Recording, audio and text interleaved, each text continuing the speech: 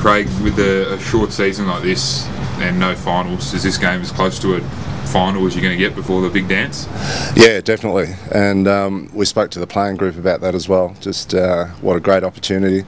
5 weeks into a brand new competition and you get to play something that is as close to a final as you get. So yeah, we spoke about embracing it and enjoying it, and you know, great experience for them in terms of their footy education as well. Well, there's plenty on the line, isn't there, I guess? The winner gets their foot in the grand final.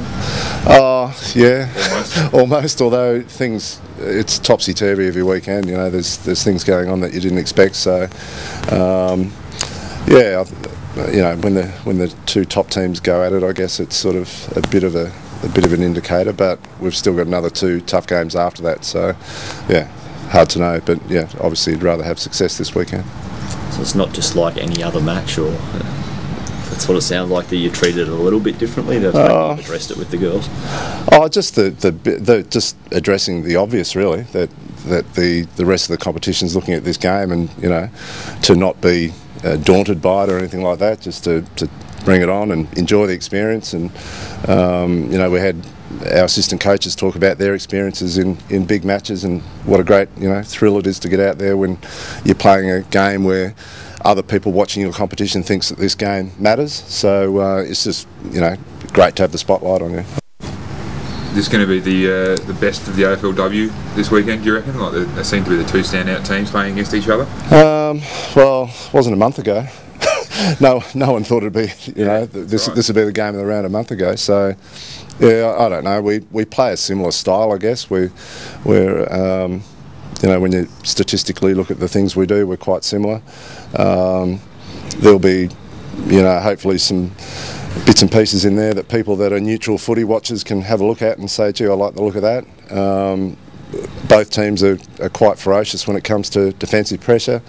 So, you know, you might not get the blowout spectacle of a million goals getting kicked, but I think you'll get a really good, solid game of footy and a really good contest. Obviously, a lot of the players study and do the various things off the field. How important for you as the coach is that the players are doing things outside of football? I know it's the first year, but is that something that you encourage? Yeah, but they've got no choice, Michael. That's their lot at the moment. They're sort of semi-pro at the moment, and probably half our group work, the other half study. So you know, the younger ones are still going through uni and whatnot. So they're doing what they do. I think the most pleasing thing, I mean, you do get that balance, which is great. When it comes to interstate travel, there's a little bit of disruption around your Fridays and Mondays, depending on what day you play. But I think by and large they've embraced all of that, being able to juggle their own commitments outside of footy. If it was longer than an 8-week season, if it was sort of double that length, might be a different story. Might be more difficult for them to juggle the workload, but at the moment they've done a pretty good job getting it all together. In some ways, is that an advantage for them long term? That it sets them, obviously only a short season at the moment, but yeah. If it starts to grow and get bigger, and that continues on, that they're still doing stuff outside of the game, is that always an advantage?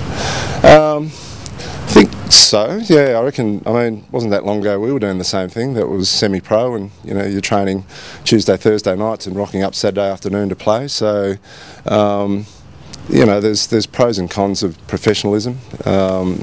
Some of the players that go down that track don't necessarily prepare themselves for life after footy as well as they probably could. Some do. Our crew have got no choice at the moment.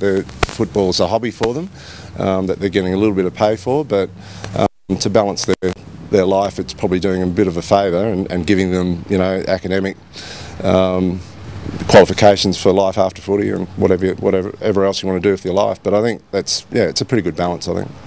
2 key forwards are your marquee players, and they've sort of bobbed up the last few weeks. How have you assessed their form, and do you think they give you a bit of a point of difference? Yeah, probably. Yeah, they're you know, when they're on, they're both pretty good in the air. They're both only kids though, so hence the Rising Star nominations and that sort of stuff. So, you know, they're learning on the go. The pleasing thing about the pair of them is that we haven't. I wouldn't say that we've absolutely the ground just and constantly. We've inside 50s for every game we've played have been relatively even, so they've had to make the most of limited opportunities.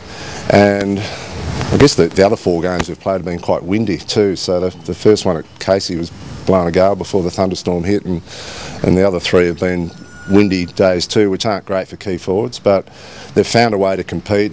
If they're not marking it, they're bringing it to ground. They're scrapping away at ground level for us, locking it in our forward 50 and giving ourselves another chance to score. So, yeah, all the hype's around the 2 of them, but they do more than just get up and take a nice overhead mark. They bring a lot more to the table. What do you make of Erin Phillips? You've just spoken about two youngsters. She's probably been doing it her whole life, really, even if there hasn't been a comp for her. Yeah, it's almost like she's been playing basketball, waiting for this day to come, isn't it? You know, like it's like Scott Pendlebury or players like that. They've come from that background that just slip straight into footy and look like they belong. And she's certainly one of those. She just been quite amazing. Great awareness through traffic, makes the most of scoring chances. Really handy player and a really good story. She's had to wait a long time for this to come along, and I dare say her dad will be pretty proud of her. Do you slap a tag on her? How do you combat her this weekend?